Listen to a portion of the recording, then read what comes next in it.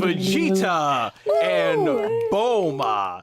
So let's go ahead and hear it. Rebecca, start us off here. Why do you feel Vegeta and Bulma is the greatest couple in Dragon Ball? Dude, okay. Well, again, I get that as a real life couple, there's definitely problems, especially how they first started out.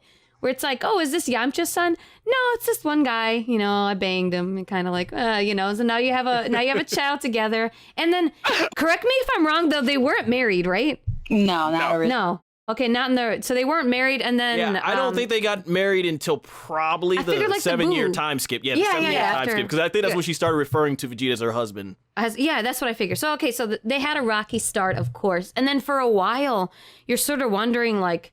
Does he even care? Does Vegeta have feelings for these people? Like, does he even? And then, I mean, obviously, I'm a big Vegeta fan anyway, so I'm always rooting for whatever is going on in his life. But when it was with that, I feel like, I don't know. I'm trying to think when I first feel like I saw like a good dynamic with him and Bulma. But I know at least him as a father, like when Trunks was shot during the Cell games, like the way Vegeta was just like, that's my son. And like suddenly you see, oh, Vegeta, like he's this warrior, but he has this heart in him that he doesn't really show people, you know?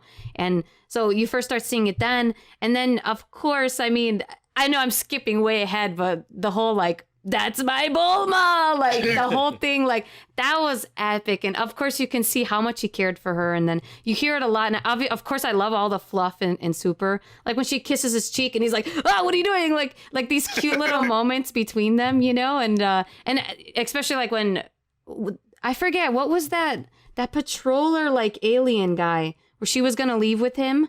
And then Vegeta's like, hey, yeah, he's like, you better not try anything funny with my wife. Oh yeah, Jacko. You better, yeah, you know. And then when they fly away, he's like, oh, well, you know, I don't hate that about her, you know, that she's kind of like feisty, you know, like. So I feel like Vegeta still lets loose with some moments, you know, and just again their dynamic. And I think I can't remember exactly where he explained it, but he was like Bulma's.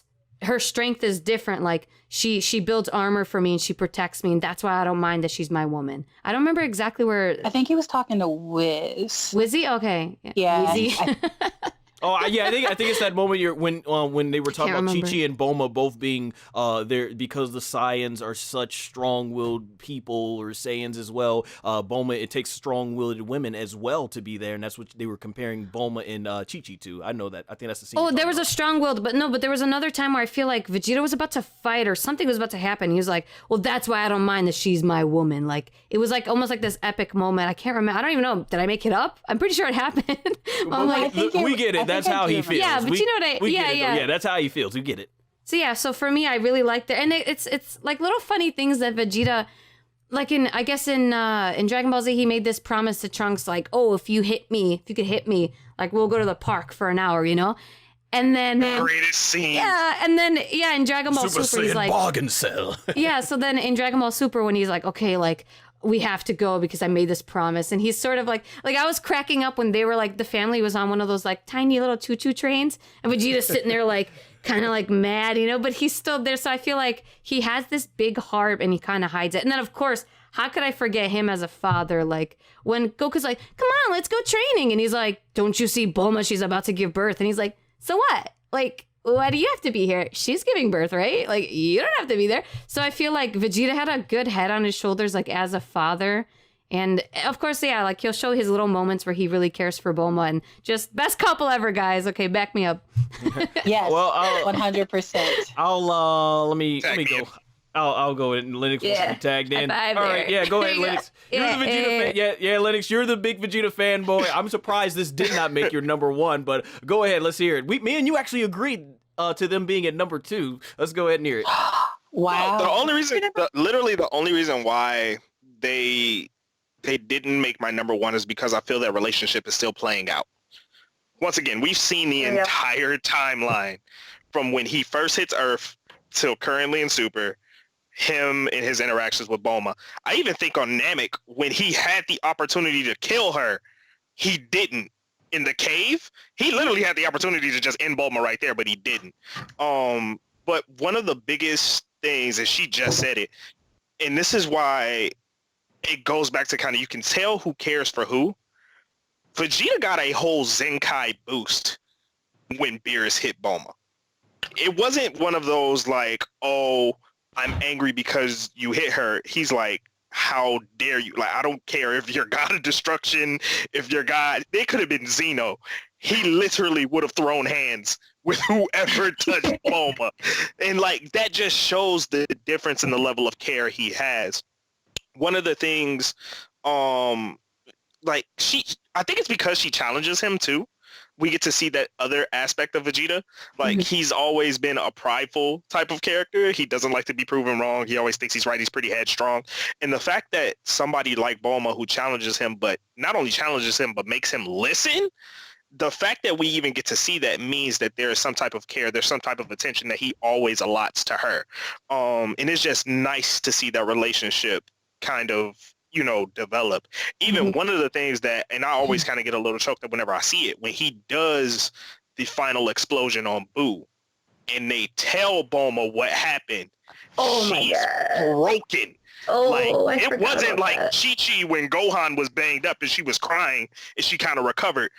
Bulma wasn't moving. Like, she was done for a minute. She was broken. And that lets you know the level that their relationship, like, where was at, without it being specifically shown. We didn't see all the good times, you know what I mean? But that just shows you, even just from the little moments we got, like, oh yeah, they really like each other. And then you realize, like, oh no, they really loved each other. And it's in moments like those where, you know, when Vegeta sacrificed himself and she broke down on Kami's tower, when he literally manhandled Beerus for a couple seconds because he was, you know, pissed off at the fact that Beerus actually had the audacity to touch his wife. You see that type of emotion, and it's that raw emotion that's built up from all of their trials, you know, from, you know, the little annoyances that she would give him when he first, when he got back to Earth after Namek, you know, and they were arguing over, you know, the armor and the clothes and the pink shirt, you know, and stuff like that. Yeah, like, you know, it's all of that you get to see in those moments. And that's why this couple is a really, really strong couple. And I just can't wait to see where it ends. That's the only reason why I didn't make my number one. Like, I feel like with Krillin in 18, we've seen the end of the journey and we're just kind of coasting with it right now. Vegeta and Bulma is still developing. And that's kind of the fun part. All right, well, I'll go ahead and continue on for here.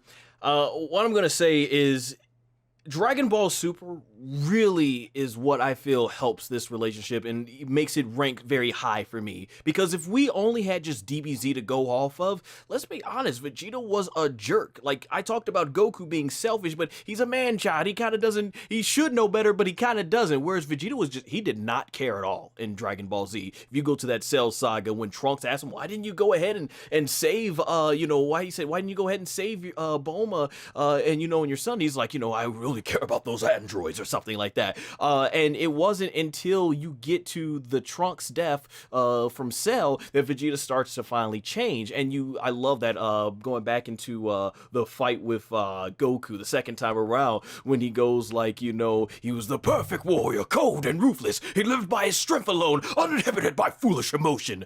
But then, slowly over the years, I became one of you.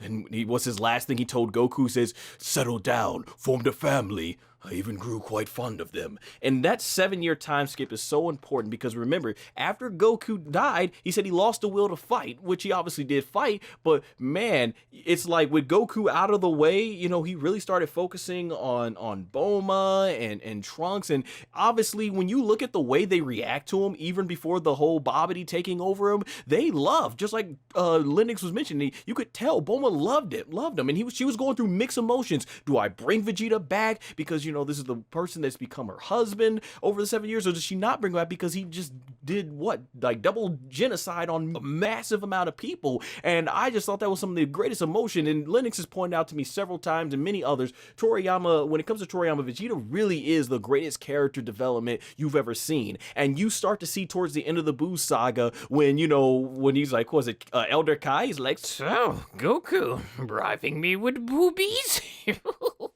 Kakarot, this woman didn't happen to be Bulma. Well, Vegeta, you idiot! There's no way that old Jesus is putting his tips on my Bulma! That was our first taste at that. And you see at the end of DBZ, he's there with Bulma, his new daughter Bra, Trunks. Talk about having your whole family named after underwear, right? You gotta love that Toriyama puns. It is told to us towards the end of Z that, okay, Vegeta became a better person, but we never got to see it. That's what makes one of the best things in Dragon Ball Super so great, is Vegeta's character development. How poetic is it that in Dragon Ball Super, the beginning, against Beerus during Battle of Gods, that Vegeta, all these years of training is not what makes him surpass Goku. But when the God of Destruction himself hits his wife, he becomes even stronger. While I don't agree with the logic of the SSJ form overpowering SSJ3, I thought that was really powerful. That is what made Vegeta in that moment stronger than Goku. Not his will to surpass his rival, but the will to protect his wife. That was so powerful for me. I really love that. And a lot too that I like in Super is you see Vegeta wants to make up for what he did with Trunks. Think about that, and Rebecca brought it up. Think about Vegeta when he wanted, even with the Tournament of Power, he's like, no, Kakarot, I'm not going. I want to be here for the birth of my daughter. You see, he realized, you know what? I effed up as a father the first time Trunks was born. I don't want to do it again for my second child. And he even took Trunks to the amusement park. He's just so much making up for what he was. And I just think the development, the big thing that separates Vegeta and Bulma versus Goku and Chichi is that Goku, as a family man, did not mature, not that much at least. Vegeta did a lot, and I think that's why it's an easy pickings for Vegeta to be up here. And like Liddy said, there's still more to be developed, and I think from an entertainment standpoint, like Rebecca mentioned, Gohan and Videl are vanilla, but I think when it comes to Vegeta and Bulma, you have arguably one of the most popular characters from the fighter standpoint, and one of the most popular human characters, because Toriyama has kept both these characters relevant, so it's like two of the most charismatic characters coming together, and I think that's why this has become the most popular couple in the whole Dragon Ball fandom. So before we wrap up with Kat, you had something you wanted to say, Linux? No, you just reminded me, and then it just, like, I just kind of kept replaying it in my head, but Vegeta spends a lot of time with Kid Trunks. Yes, he does. Like, it just dawned on me. I was like, holy crap, you do see a lot of clips of them together, which is one of the defining factors that you see amongst like all of the other couples, maybe with the exception of Krillin and Marin. But you see him spend, like, even the scene where Trunks makes the bets with him, he was training with his dad, you know, and he literally, you know, was like, Goten ended up having to go with Gohan. You know, Goku wasn't there, I get it, I'll give him a pass. But, you know, he was dead.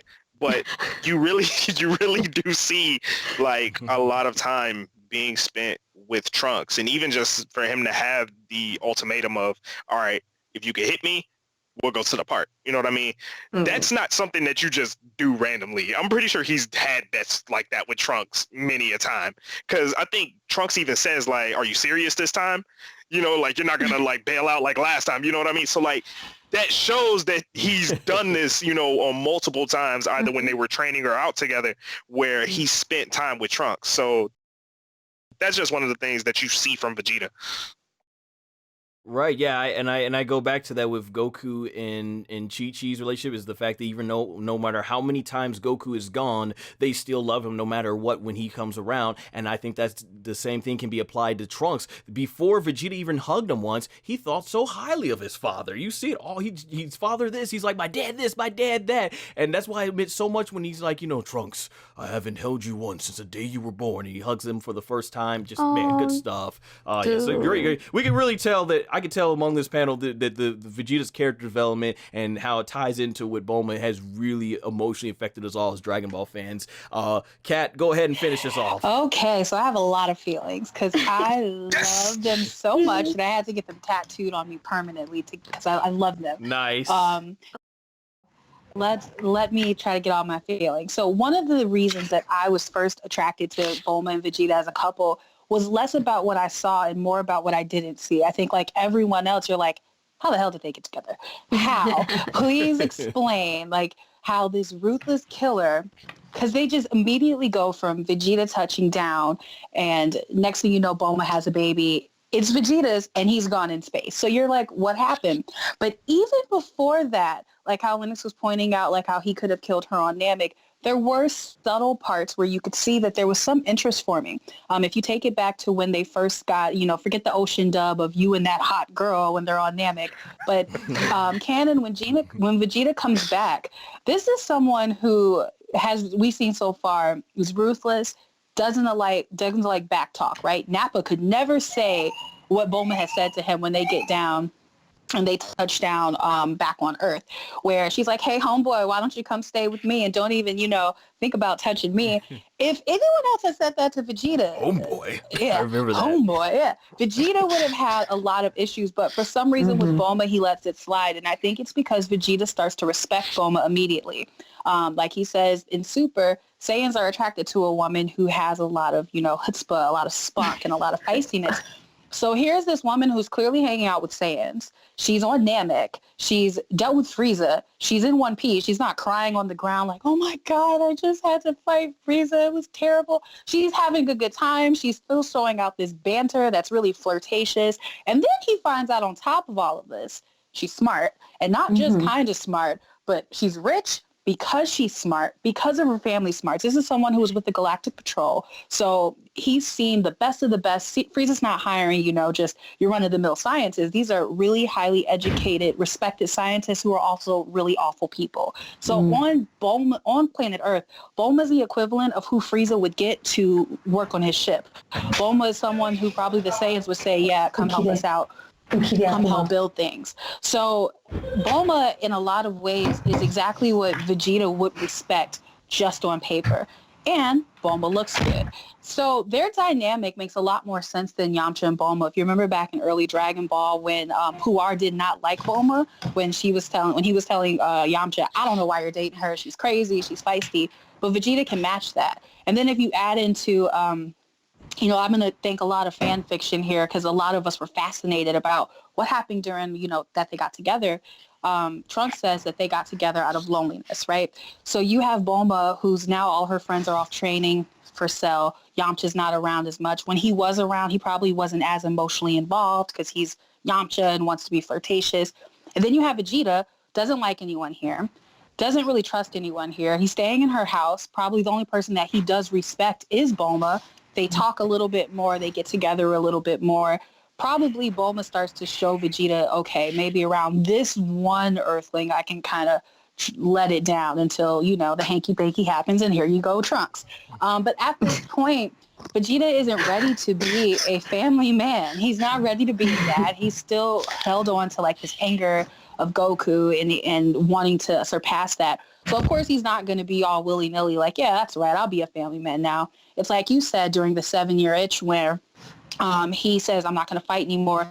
He has no choice but to be around his family. He's not awful. He's not a person who does not experience some sort of familial love because King Vegeta clearly loved his son, in the way that Saiyans love their sons. So he knows he has good examples of what it means to be a good parent, So I think that time where they could really build together and become this family man so you can get to the point where I think the subtle cue of if you take it to where he's being controlled by a Babidi and they're at the tournament, when Vegeta kills all those people, the person who's most surprised is Bulma. We as the audience aren't surprised because we're like, oh, well, we knew that Vegeta's a douche. But Bulma is like, oh my God, how can he do that? How else would someone have that reaction unless you've seen someone change or you've seen someone become better over time and become this person that's completely different than the Saiyan saga.